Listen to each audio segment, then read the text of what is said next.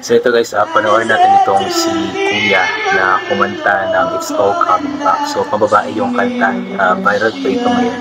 So tara po.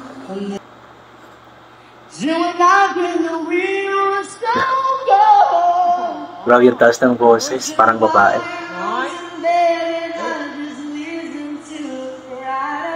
Ano pa lang tanggit? Mas nakaupo pa yan ha. Grabe yung taas. Ang sakit sa lalamunan nun.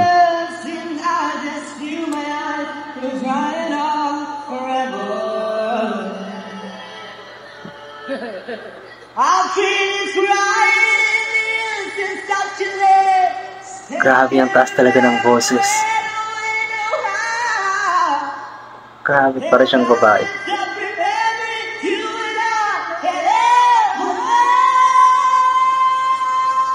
Wow. Ang taas nun, kahit nakaupo pa siya.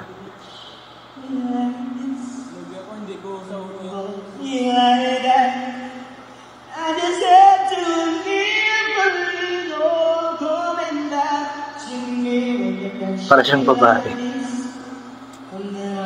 I mean, yung kanyang boses, yung taas ng kanyang boses parang babae.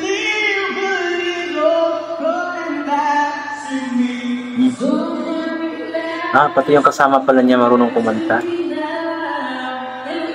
Parang babae rin yung boses. Magaling din. Medyo mahina lang.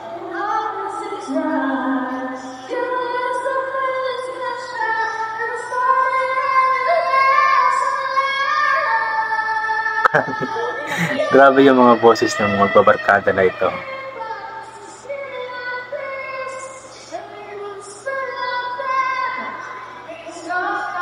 Mataas din yung boses niya.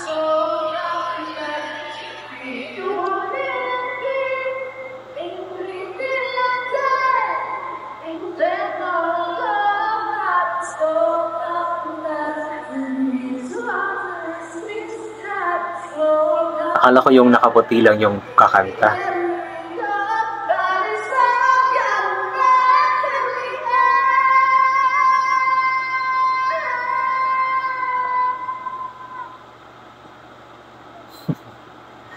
Tatlo pa sila.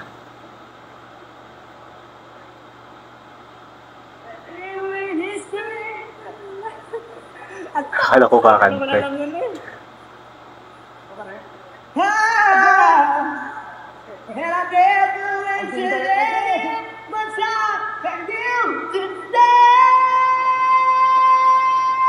Grabe.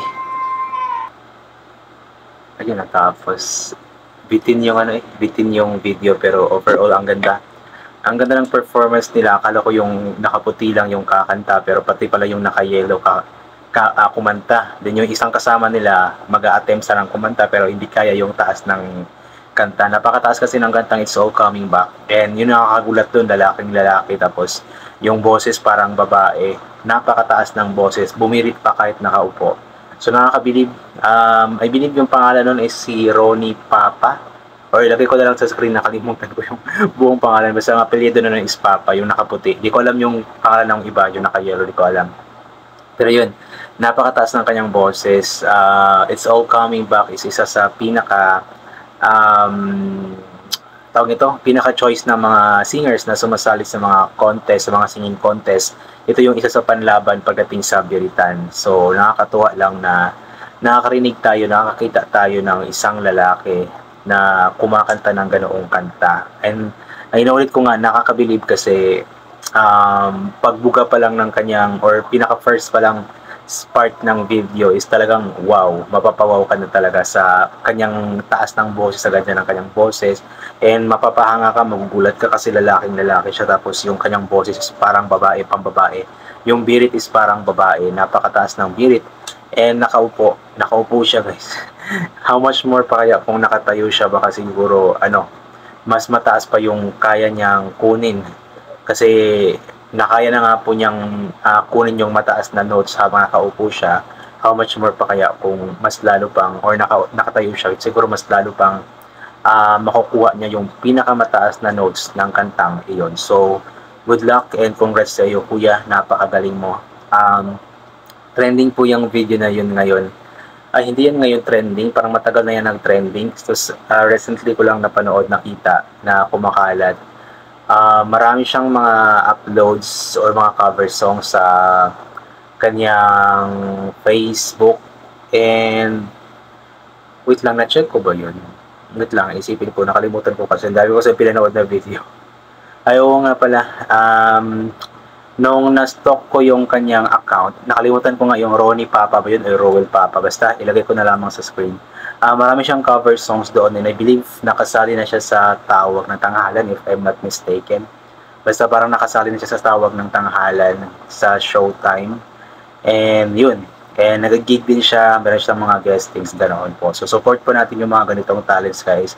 Mga local talents ng Pilipinas, isupport po natin. Kung kaya po nating supportahan yung mga talents sa ibang or mga foreigners, mga ibang lahi, mga talents ng ibang lahi, ay supportahan din po natin yung mga talentado nating mga kababayan, mga Pinoy na mga singers, hindi lang singers, mga dancers, kung ano-ano pang mga talents, supportahan po natin sila kasi tayo lang din naman ang magsusuportahan, tayong mga Pilipino, tayong mga kababayan, magsuportahan tayo. Wag natin i-down yung mga kababayan natin na may ganitong mga talento.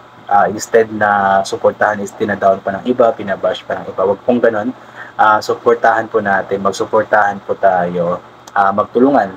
Yung wala man tayong maitulong sa kanila, yung simpleng panonood, pag-share ng mga videos nila, ay malaking tulong na po iyon. Kaya ayun, suportahan po natin ulit yung mga local artists natin, especially sila Macmac, sila Nevin, sila Hebron, sila Wences. Sino pa ba? Yung recently ko lang na nagawa ng reaction video si Sean Matthew Moreno Dressing na napakaganda rin talaga ng boses, and si Rex Urong. Suportahan po natin. Si Gabriel Baguio, yung Tagalantapan Bukidnon, i-support po natin kasi malaking tulong yun sa kanila, especially yung mga nabanggit ko, especially sila Rex Urong, sila Gabriel Baguio na hindi pa po nakasali ng mga contest. So i-encourage natin sila na ipagpatuloy nila ang kanilang pangarap. Nang sa ganun is matupad nila ang kanilang pangarap at magkaroon ng pangalan sa industriya ng musika dito sa Pilipinas. Ayan. So yun, hanggang dito na lamang po itong gagawin ko na reaction video. So thank you so much po sa lahat ng mga bumabalik sa aking YouTube channel. Mag-iingat po tayong lahat palagi. Ugalit po natin magdasalong pasalamat sa lahat ng mga bagay na ating natatanggap. Kahit di man po natin ito hinihingi. God bless po sa ating lahat. And yun, bye for now po.